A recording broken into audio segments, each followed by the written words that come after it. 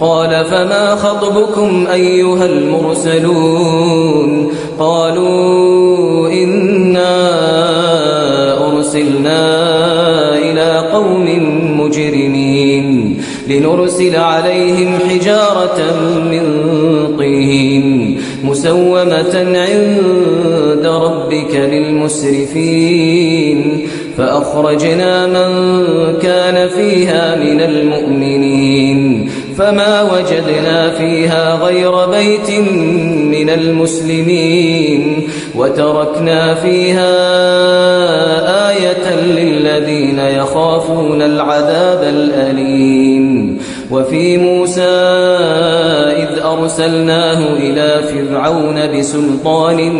مبين فتولى بركنه وقال ساحر أو مجنون فأخذناه وجنوده فنبذناهم في اليم وهو مليم وفي عاد إذ أرسلنا عليهم الريح العقيم ما تذر من شيء أتت عليه إلا جعلته كالرميم وفي ثمود إذ قيل لهم تمتعوا حتى حين فعتوا عن أمر ربهم فأخذتهم الصاعقة وهم ينظرون فما استطاعوا من قيام وما كانوا منتصرين وقوم نوح من قبل إنهم كانوا قوما فاسقين والسماء بنيناها بأيد وإنا لموسعون والأرض فرشناها فنعم الماهدون ومن كل شيء خلقنا زوجين لعلكم تذكرون ففروا إلى الله إني لكم منه نذير مبين ولا تجعلوا مع الله إلها آخر إني لكم منه نذير مبين كذلك ما أتى الذين من قبلهم من رسول إلا قالوا ساحر أو مجنون أتواصوا به بل هم قوم طاغون فتول عنهم فما أنت بملوم وذكر فإن الذكرى تنفع المؤمنين وما خلقت الجن والإنس إلا ليعبدون ما أريد منهم من رزق وما أريد أن يطعمون إن الله هو الرزاق ذو القوة المتين فإن للذين ظلموا ذنوبا مثل ذنوب أصحابهم فلا يستعجلون فويل للذين كفروا من يومهم الذي يوعدون بسم الله الرحمن الرحيم والطور وكتاب مسطور في رق منشور والبيت المعمور والسقف المرفوع والبحر المسجور إن عذاب ربك لواقع ما له من دافع يوم تمور السماء مورا وتسير الجبال سيرا فويل يومئذ للمكذبين الذين هم في خوض يلعبون يوم يدعون إلى نار جهنم دعا هذه النار التي كنتم بها تكذبون أفسحر هذا أم أنتم لا تبصرون اصلوها فاصبروا أو لا تصبروا سواء عليكم إنما تجزون ما كنتم تعملون إن المتقين في جنات ونعيم فاكهين بما آتاهم ربهم ووقاهم ربهم عذاب الجحيم كلوا واشربوا هنيئا بما كنتم تعملون متكئين على سرر مصفوفة وزوجناهم بحور عين والذين آمنوا واتبعتهم ذريتهم بإيمان ألحقنا بهم ذريتهم وما ألتناهم من عملهم من شيء كل امرئ بما كسب رهين وأمددناهم بفاكهة ولحم مما يشتهون يتنازعون فيها كأسا لا لغو فيها ولا تأثيم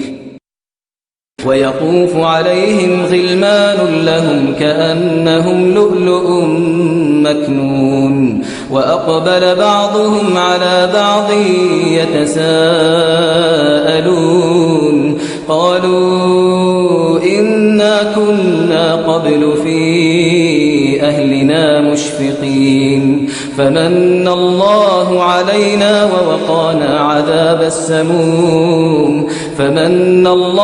علينا ووقانا عذاب السموم إنا كنا من قبل ندعوه إنه هو البر الرحيم فذكر فما أنت بنعمة ربك بكاهن ولا مجنون أم يقولون شاعر نتربص به ريب المنون قل تربصوا فإني معكم من المتربصين أم تأمرهم أحلامهم بهذا أم هم قوم طاغون أم يقولون تقوله بل لا يؤمنون فليأتوا بحديث مثله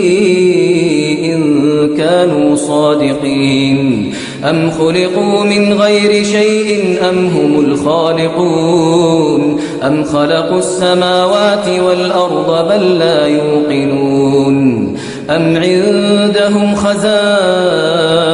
ربك أم هم المسيطرون أم لهم سلم يستمعون فيه فليأت مستمعهم بسلطان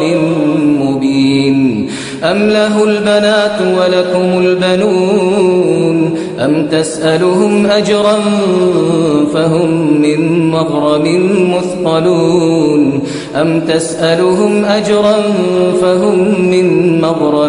مثقلون أم عندهم الغيب فهم يكتبون أم يريدون كيدا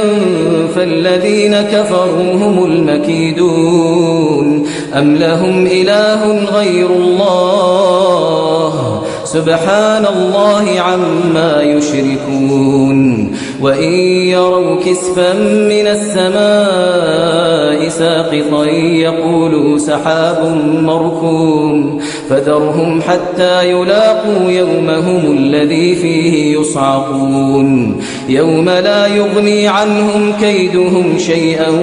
ولا هم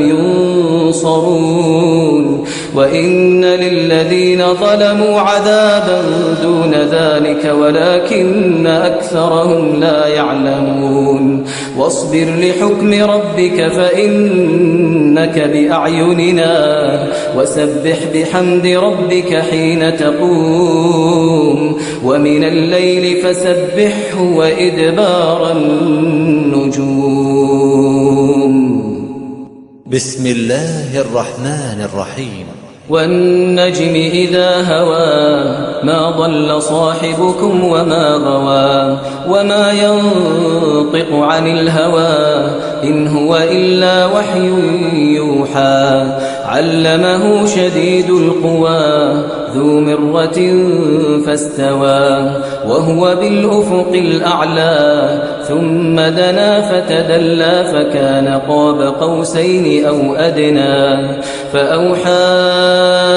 إلى عبده ما أوحى ما كذب الفؤاد ما رأى أفتمارونه على ما يرى ولقد رآه نزلة أخرى عند سدرة المنتهى عندها جنة المأوى إذ يغشى السدرة ما يغشى ما زاغ البصر وما طغى لقد رأى من آيات ربه الكبرى أفرأيتم اللات والعزى ومناة الثالثة الأخرى ألكم الذكر وله الأنثى تلك إذا قسمة ضيزى إن هي إلا أسماء سميتموها أنتم وآباؤكم ما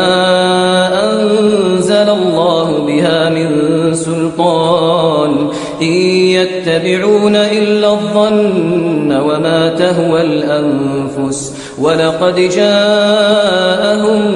من ربهم الهدى أم للإنسان ما تمنى فلله الآخرة والأولى وكم من ملك في السماوات لا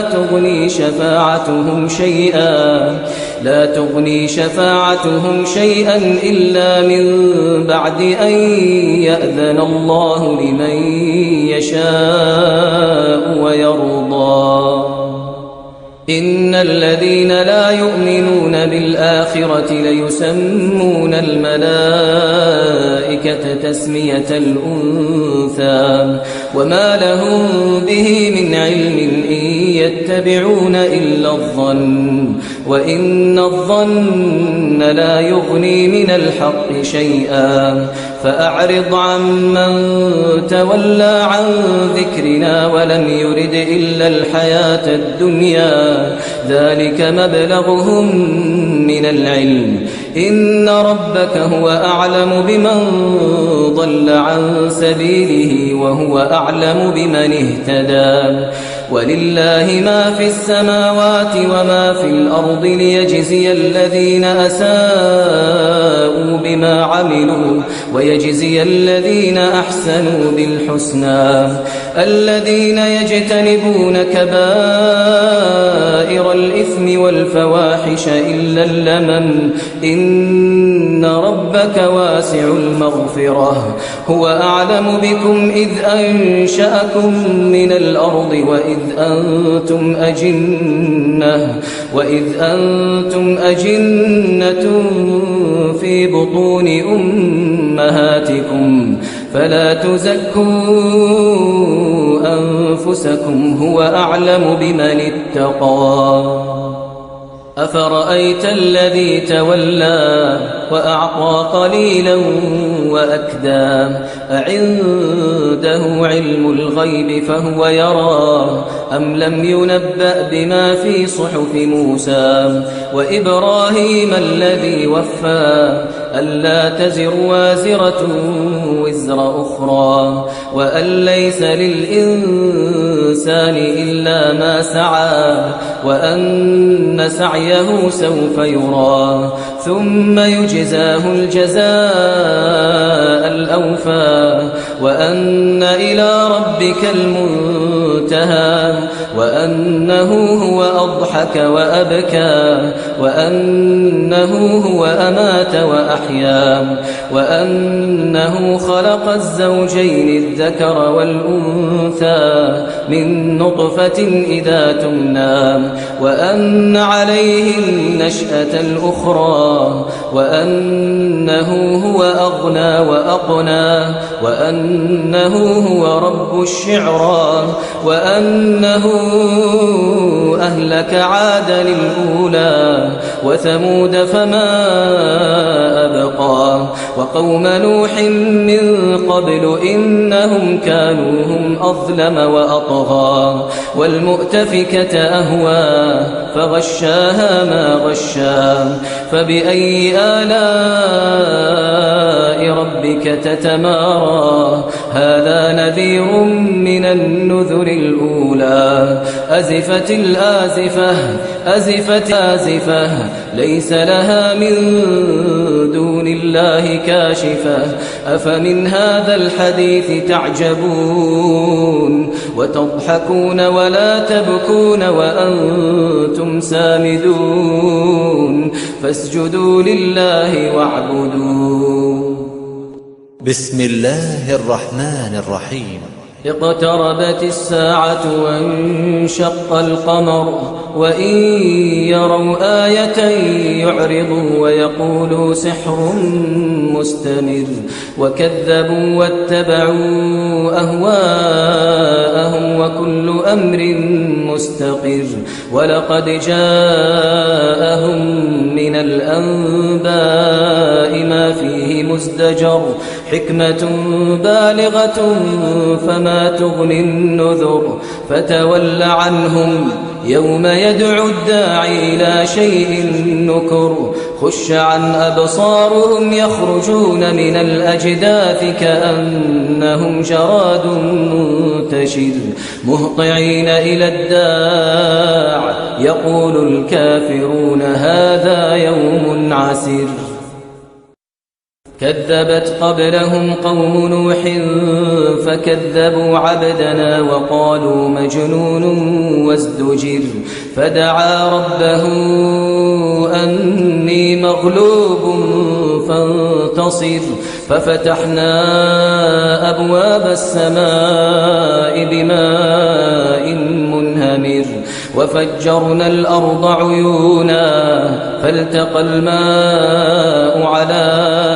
أمر قد قدر وحملناه على ذات ألواح ودسر تجري بأعيننا جزاء لمن كان كفر ولقد تركناها آية فهل من مدكر فكيف كان عذابي ونذر ولقد يسرنا القرآن للذكر فهل من مدكر كذبت عاد فكيف كان عذابي ونذر إنا أرسلنا عليهم ريحا صرصرا في يوم نحس مستمر تنزع الناس كأنهم أعجاز نخل منقعر فكيف كان عذابي ونذر ولقد يسرنا القرآن للذكر فهل من مدكر كذبت ثمود بالنذر فقالوا أبشرا منا واحدا نتبعه إنا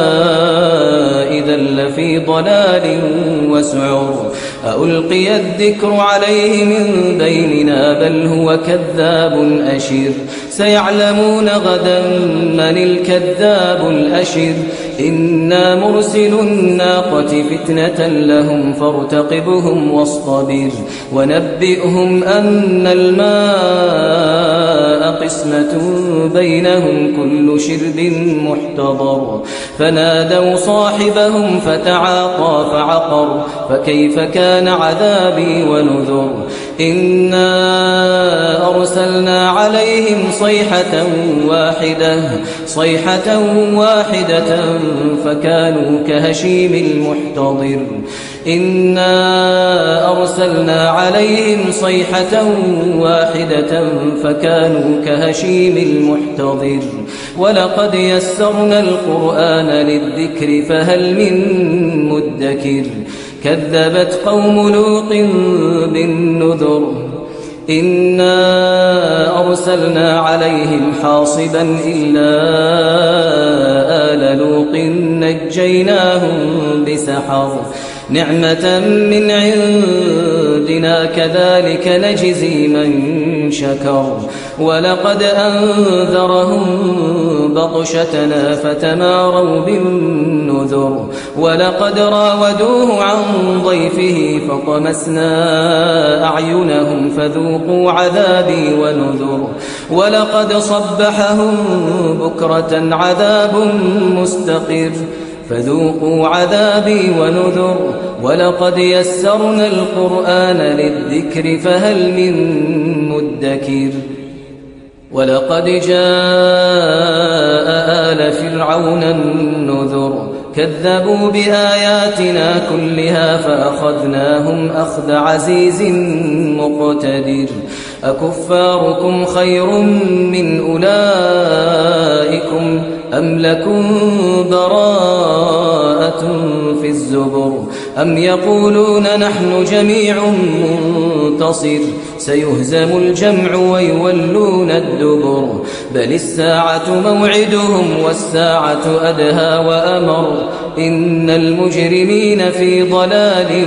وسعر يوم يسحبون في النار على وجوههم ذوقوا مس سقر إنا كل شيء خلقناه بقدر وما أمرنا إلا واحدة كلمح بالبصر ولقد أهلكنا أشياعكم فهل من مدكر وكل شيء فعلوه في الزبر وكل صغير وكبير مستقر إن المتقين في جنات ونهر في مقعد صدق عند مليك مقتدر بسم الله الرحمن الرحيم الرحمن علم القرآن خلق الإنسان علمه البيان الشمس والقمر بحسبان والنجم والشجر يسجدان والسماء رفعها ووضع الميزان ألا تطغوا في الميزان وأقيموا الوزن بالقسط ولا تخسروا الميزان والأرض وضعها للأنام فيها فاكهة والنخل ذات الأكمام والحب ذو العصف والريحان فبأي آلاء ربكما تكذبان خلق الإنسان من صلصال كالفخار وخلق الجان من مارج من نار فبأي آلاء ربكما تكذبان رب المشرقين ورب المغربين فبأي آلاء ربكما تكذبان مرج البحرين يلتقيان بينهما برزخ لا يبغيان فبأي آلاء ربكما تكذبان يخرج منهما اللؤلؤ والمرجان فبأي آلاء ربكما تكذبان وله الجوار المنشآت في البحر كالأعلام فبأي آلاء ربكما تكذبان كل من عليها فان ويبقى وجه ربك ذو الجلال والإكرام فبأي آلاء ربكما تكذبان يسأله من في السماوات والأرض كل يوم هو في شأن فبأي آلاء ربكما تكذبان سنفرغ لكم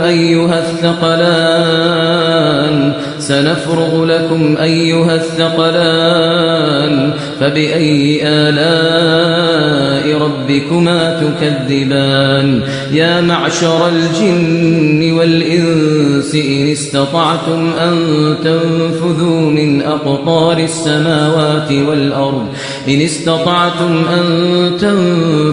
من أقطار السماوات والأرض فانفذوا لا تنفذون إلا بسلطان فبأي آلاء ربكما تكذبان يرسل عليكما شواظ من نار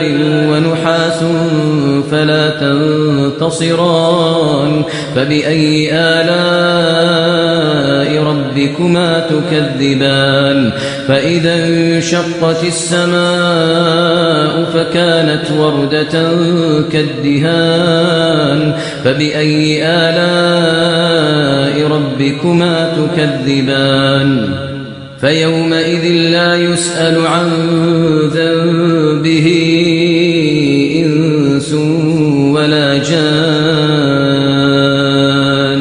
فبأي آلاء ربكما تكذبان يعرف المجرمون بسيماهم فيؤخذ بالنواصي والأقدام فبأي آلاء ربكما تكذبان هذه جهنم التي يكذب بها المجرمون يطوفون بينها وبين حميم آن فبأي آلاء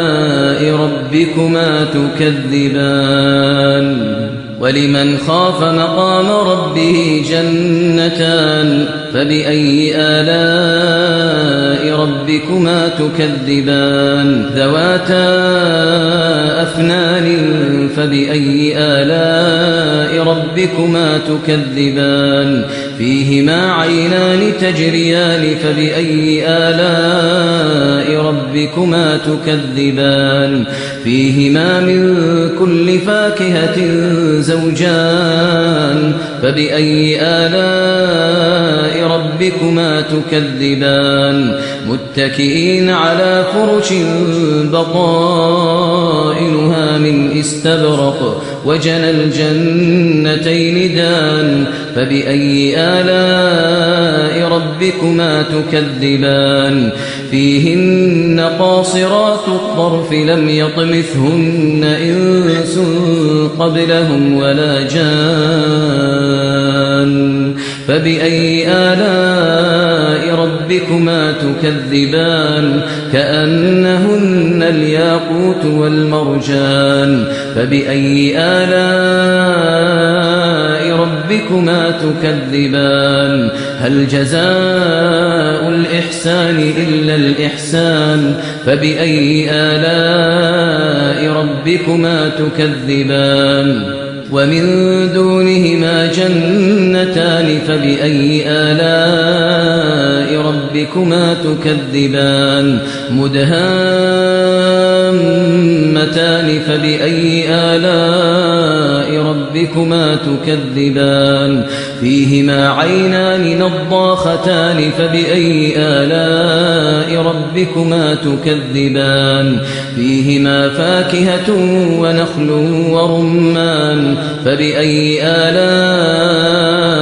ربكما تكذبان فيهن خيرات حسان فبأي آلاء ربكما تكذبان حور مقصورات في الخيام فبأي آلاء ربكما تكذبان لم يطمثهن إنس قبلهم ولا جان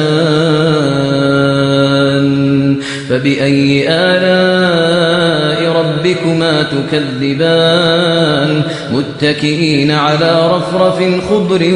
وعبقري حسان فبأي آلاء ربكما تكذبان تبارك اسم ربك ذي الجلال والإكرام بسم الله الرحمن الرحيم إذا وقعت الواقعة ليس لوقعتها كاذبة خافضة رافعة إذا رجت الأرض رجا وبست الجبال بسا فكانت هباء منبثا وكنتم أزواجا ثلاثة فأصحاب الميمنة ما أصحاب الميمنة وأصحاب المشأمة ما أصحاب المشأمة والسابقون السابقون أولئك أولئك المقربون في جنات النعيم ثلة من الأولين وقليل من الآخرين ثلة من الأولين وقليل من الآخرين على سرر موضونة متكئين عليها متقابلين يطوف عليهم ولدان مخلدون بأكواب وأباريق وكأس من معين لا يصدعون عنها ولا ينزفون وفاكهة مما يتخيرون ولحم طير مما يشتهون وحور عين كأمثال اللؤلؤ المكنون جزاء بما كانوا يعملون جزاء بما كانوا يعملون لا يسمعون فيها لغوا ولا تأثيما إلا قيلا سلاما سلاما وأصحاب اليمين ما أصحاب اليمين في سدر مخضود وطلح منضود وظل ممدود وماء مسكوب وفاكهة كثيرة لا مقطوعة ولا ممنوعة وفرش مرفوعة إنا أنشأناهن إنشاء فجعلناهن أبكارا عربا أترابا لأصحاب اليمين ثلة من الأولين وثلة من الآخرين وأصحاب الشمال ما أصحاب الشمال في سموم وحميم وظل من يحموم لا بارد ولا كريم إنهم كانوا قبل ذلك مترفين وكانوا يصرون على الحنث العظيم وكانوا يقولون أئذا متنا وكنا ترابا وعظاما أئنا لمبعوثون أو آباؤنا الأولون قل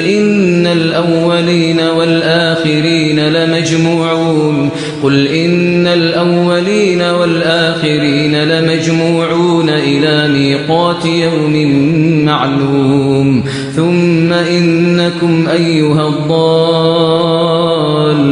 المكذبون لآكلون من شجر من زقوم فمالئون منها البطون فشاربون عليه من الحميم فشاربون شرب الهيم هذا نزلهم يوم الدين نحن خلقناكم فلولا تصدقون أفرأيتم ما تمنون أأنتم تخلقونه أم نحن الخالقون نحن قدرنا بينكم الموت وما نحن بمسبوقين على أن نبدل أمثالكم وننشئكم فيما لا تعلمون ولقد علمتم النشأة الأولى فلولا تذكرون أفرأيتم ما تحرثون أأنتم تزرعونه أم نحن الزارعون لو نشاء لجعلناه حطاما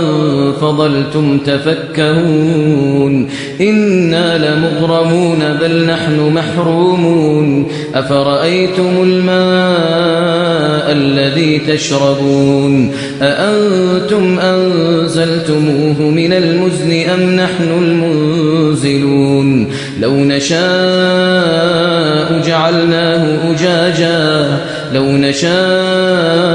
جعلناه أجاجا فلولا تشكرون أفرأيتم النار التي تورون أأنتم أنشأتم شجرتها أم نحن المنشئون نحن جعلناها تذكرة ومتاعا للمقوين فسبح باسم ربك العظيم فلا أقسم بمواقع النجوم وإنه لقسم لو تعلمون عظيم إنه لقرآن كريم في كتاب مكنون لا يمسه إلا المطهرون تنزيل من رب العالمين أفبهذا الحديث أنتم مدهنون وتجعلون رزقكم أنكم تكذبون فلولا إذا بلغت الحلقوم وأنتم حينئذ تنظرون ونحن أقرب إليه منكم ولكن لا تبصرون ونحن أقرب إليه منكم ولكن لا تبصرون فلولا إن كنتم غير مدينين ترجعونها إن كنتم صادقين فأما إن كان من المقربين فروح وريحان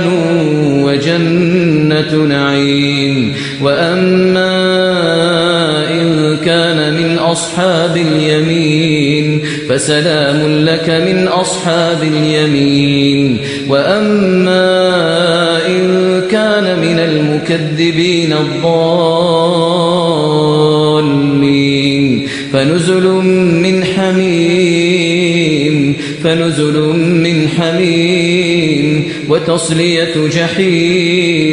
فنزل من حميم وتصلية جحيم إن هذا لهو حق اليقين فسبح باسم ربك العظيم بسم الله الرحمن الرحيم سبح لله ما في السماوات والأرض وهو العزيز الحكيم له ملك السماوات والأرض يحيي ويميت وهو على كل شيء قدير هو الأول والآخر والظاهر والباطن وهو بكل شيء عليم هو الذي خلق السماوات والأرض في 6 أيام ثم استوى على العرش يعلم ما يلج في الأرض وما يخرج منها وما ينزل من السماء وما يعرج فيها وهو معكم أينما كنتم والله بما تعملون بصير له ملك السماوات والأرض وإلى الله ترجع الأمور يولج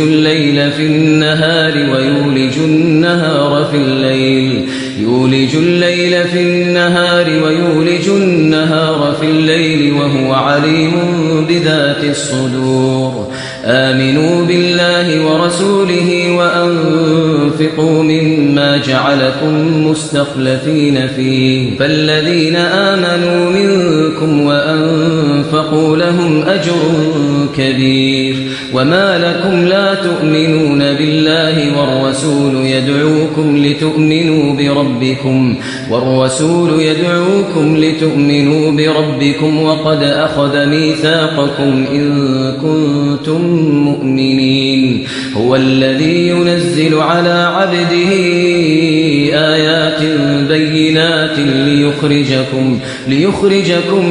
من الظلمات إلى النور وإن الله بكم لرؤوف رحيم وما لكم ألا تنفقوا في سبيل الله ولله ميراث السماوات والأرض لا يستوي منكم من أنفق من قبل الفتح وقاتل أولئك أعظم درجة من الذين أنفقوا من بعد وقاتلوا وكلا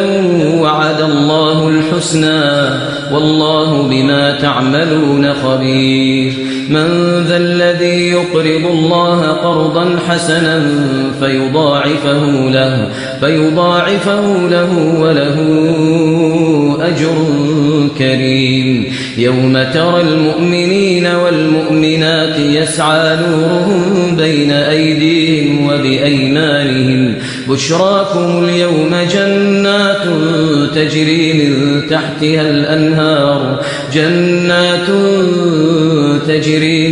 تحتها الأنهار خالدين فيها ذلك هو الفوز العظيم. يوم يقول المنافقون والمنافقات للذين آمنوا انظرونا نقتبس من نوركم قيل ارجعوا وراءكم فالتمسوا نورا فضرب بينهم بسور له باب باطنه فيه الرحمة وظاهره من قبله العذاب ينادونهم ألم نكن معكم قالوا بلى ولكنكم فتنتم أنفسكم وتربصتم وارتبتم وغرتكم الأماني حتى جاء أمر الله وغركم بالله الغرور. فاليوم لا يؤخذ منكم فدية ولا من الذين كفروا مأواكم النار هي مولاكم وبئس المصير. ألم يأن للذين آمنوا أن تخشع قلوبهم لذكر الله وما نزل من الحق ولا يكونوا كالذين أوتوا الكتاب من قبل فطال عليهم الأمد فقست قلوبهم وكثير منهم فاسقون. اعلموا أن الله يحيي الأرض بعد موتها قد بينا لكم الآيات لعلكم تعقلون. إن المصدقين والمصدقات وأقرضوا الله قرضا حسنا يضاعف لهم ولهم أجر كريم. والذين آمنوا بالله ورسله أولئك هم الصديقون والشهداء عند ربهم لهم أجرهم ونورهم. والذين كفروا وكذبوا بآياتنا أولئك أصحاب الجحيم. اعلموا أنما الحياة الدنيا لعب وله وزينة وتفاخر بينكم وتكاثر في الأموال والأولاد كمثل غيث أعجب الكفار نباته ثم يهيج فتراه مصفرا ثم يكون حطاما وفي الآخرة عذاب شديد ومغفرة من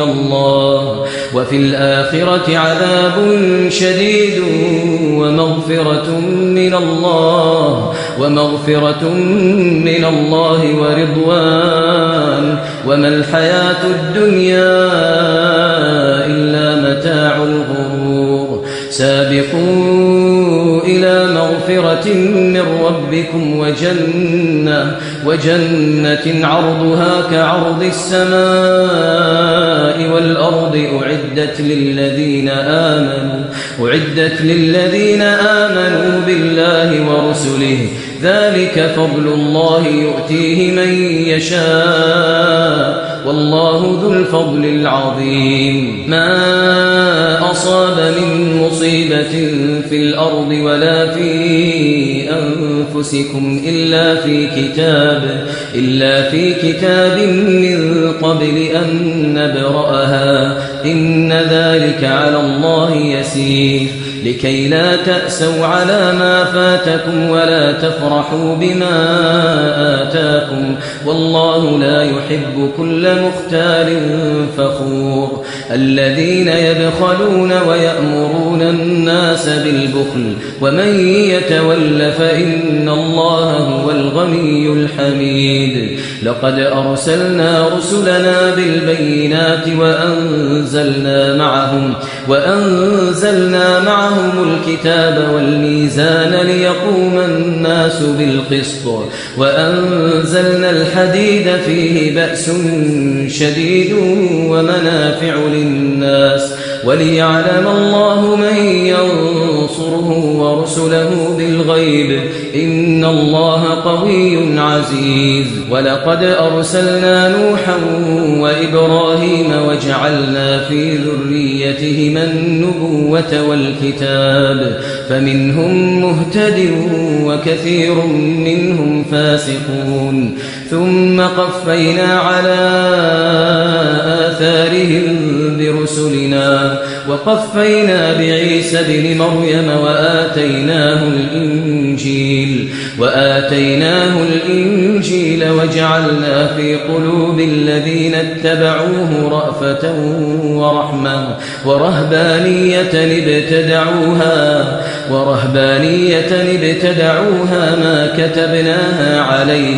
ما كتبناها عليهم إلا ابتغاء رضوان الله فما رعوها حق رعايتها فآتينا الذين آمنوا منهم أجرهم وكثير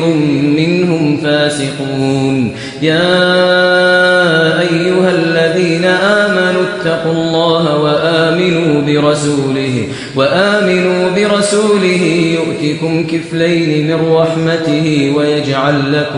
ويجعل لكم نورا